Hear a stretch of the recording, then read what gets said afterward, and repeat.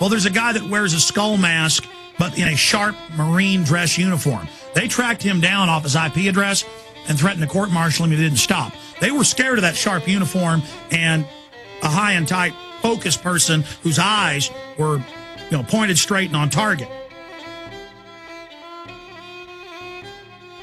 Constitutional patriot that's been hounded by the government and is now left with few options.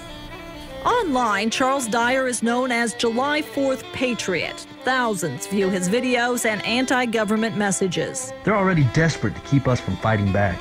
Dyer's home burned to the ground on Friday. The sheriff says Dyer's firearms were taken from the property before the fire. We're sure that he's going to be armed. I don't think there's any doubt about that. I do not believe he's dangerous unless he's shoved up in a corner. But Dyer's family says he is innocent and gave us this 3-page email Dyer sent to his attorney just after midnight Monday. Dyer writes, "At every turn, my family and I have been threatened and bullied by both the state and federal governments." He goes on to say, "I never had any intention of harming another human life and will still do all that I can to keep from it. But I also feel I have a God-given right to protect myself and my family." If you see this, Charlie, we want you to come home. You need to come home and finish the case.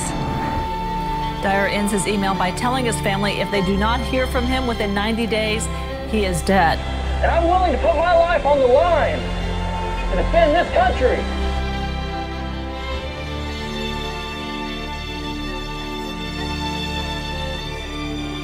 My name's Sergeant Charles Dyer. I'm an oath keeper. I'm with the 1st Light Armored Reconnaissance Battalion out of Camp Pendleton, California. I absolutely could not, I can't imagine that we're living in the times where I have to worry about having to confiscate the weapons from the American people. Is that freedom? It's absolutely not freedom.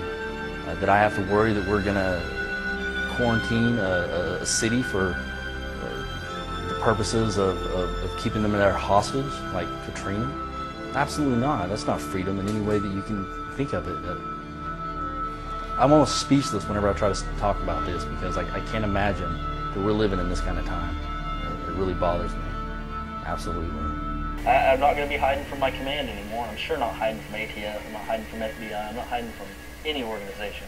If they want to come take me, I'm not going to be afraid. If I'm afraid to that point, we're in a tyrannical government in the first place, and people need to rise up. At that point, there needs to be a violent revolution.